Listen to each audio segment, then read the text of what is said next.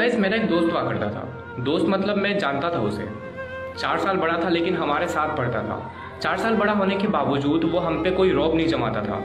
वो ऐसा था कि उसके लिए उसकी अलग सी दुनिया थी। मतलब वो अपने दुनिया में ही खोया रहता था और वो इतना अकेला रहता था कि हम उसे अकेली बुलाते थे। लड़का होने के बावजूद हमें उसे अकेला बुलाना चाहिए, लेकिन हम उसे अकेली बुलाते थे क्योंकि हमें लगता था कि एक लड़के को अगर हम लड़की बोलेंगे तो ये चीज़ बहुत ही ज़्यादा फ़नी हो जाती है। जैसे कि तुम्हें पता है कि मैं ज़्यादा सस्पेंस में नहीं लिखता, बस इतना ही कहना है कि फैमिली प्रॉब्लम और ना जाने किस किस रीज़न के कारण उसने कुछ महीने पहले सुसाइड कर लिया। सुसाइड करने के बाद पूरा स्कूल उसका दोस्त बन गया और सब लोग उसका यार एकदम वेल विशर बन गए।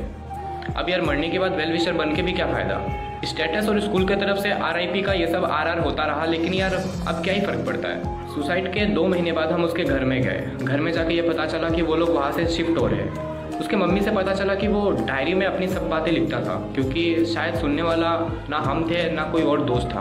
उसकी पूरी डायरी तो हमने नहीं पढ़ा, मतलब कि मैंने उसकी पूरी डायरी तो नहीं पढ़ी, लेकिन यार मैंने कुछ कुछ बातें पढ़ी और उन कुछ कुछ बातों में से मुझे कुछ कुछ बातें याद है जो मुझे तुम्हें बताना है।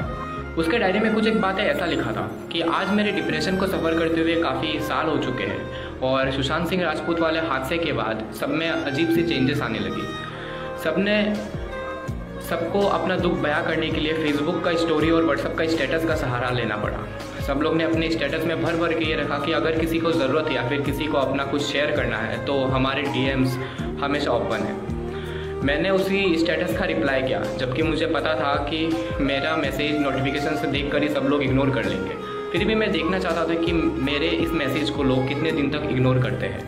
मुझे 3 दिन बाद रिप्लाई तो नहीं मिला, लेकिन हाँ डबल टिक मतलब कि ब्लू टिक मेरे को ज़रूर मिल गया। खैर बहुत कम एज से ही सुसाइडल थॉट्स आने लगे। अपने आप को अलग अलग तरीके से ख़त्म करने के बारे में सोच के ही एक अजीब सा मज़ा आने लगा, लेकिन कभी हिम्मत नहीं हुआ क्योंकि पानी और आग से डर लगता है और अगर ऊंचाई से कूद के अगर मैं मरा नहीं तो मैं सारा ज़िंदगी के लिए अपाहिज बन जाऊंगा, या फिर मैं कहूँ कि अपने मैं फैमिली के ऊपर एक बोझ बन के रह जाऊँगा। मैंने देखा है अक्सर लोगों को पूछते हुए कि सुसाइड कैसे किसी प्रॉब्लम का सल्यूशन होता है, या फिर सुसाइड करने से पहले उस इंसान को ये सोचना चाहिए कि उसके जाने के बाद जो उसके पीछे रह गए हैं उनका क्या होगा।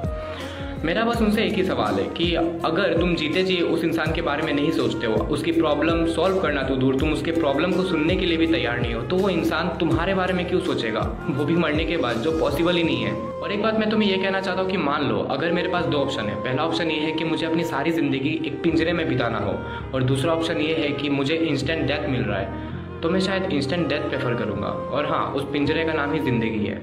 और हाँ, हमेशा डिप्रेशन का रीज़न लौंडियाबाजी नहीं होता। मुझे नहीं पता क्यों लोग डिप्रेशन को लौंडियाबाजी से जोड़ देते हैं। फ़िलहाल मैं इतना बड़ा स्टेप तो उठा नहीं सकता, लेकिन आगे का मुझे कुछ पता नहीं है। ये कुछ बातें थी जो मैंने तुम्हें बताया कि उसके डायरी में कुछ कुछ जगहों में ये सब लिखा था। बाकी जो बातें हैं वो मुझे याद नहीं है और कुछ कुछ बातें बताने लायक नहीं है। देखो, मैं तुम्हें बस इतना ही कहना चाहूँगा कि हमें कभी भी ये पता नहीं चल सकता कि कौन इंसान क्या झेल रहा है अपने लाइफ में, किस मुश्किलों से सामना कर रहा है। हो सकता है कि वो तुम्हारे सामने बहुत ही खुश रहे। देखो, अगर तुम फेसबुक और इंस्टाग्राम से अगर तुम लोगों की लाइफ को जज करते हो तो तुमसे बड़ा बुद्धू इस दुनिया में कोई नहीं है। फेसबुक और इंस्टाग्राम में और व्हाट्सएप में सब लोग खुश होते हैं। एक बार जाके घर में देखो, तुम्हें पता चल जाएगा कि कौन कितना खुश है।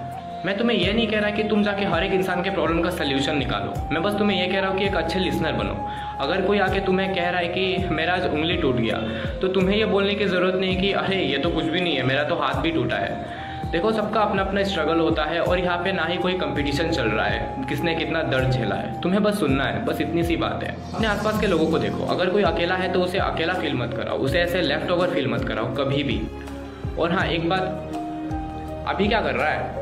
शाम को बोला था ना पार्टी है, और पार्टी में अगर रोहित आया ना, मैं कहीं नहीं जा रहा, पहले ही बता रहा हूँ। ये सब तुम्हें नहीं करना है। अगर कोई अकेला है तो उसको अपने साथ रखो। उसके तुम्हारे पार्टीज में आने से तुम मर नहीं जाओगे, लेकिन हो सकता है कि अगर वो ना आए और उसको इतना अकेला फील हो, उसके पास कुछ बचा ना हो, तो हो सकता है वो मर जाए। मैं ये नहीं कह रहा कि वो पार्टी में ना आने के लिए मर रहा है, लेकिन मैं तुम्हें समझा ही क्यों रहा हूँ। अगर तुम समझदार हो तो तुम समझ ही जाओगे कि मैं तुम्हें क्या कहने की कोशिश कर रहा हूँ। खैर यार, छोड़ो।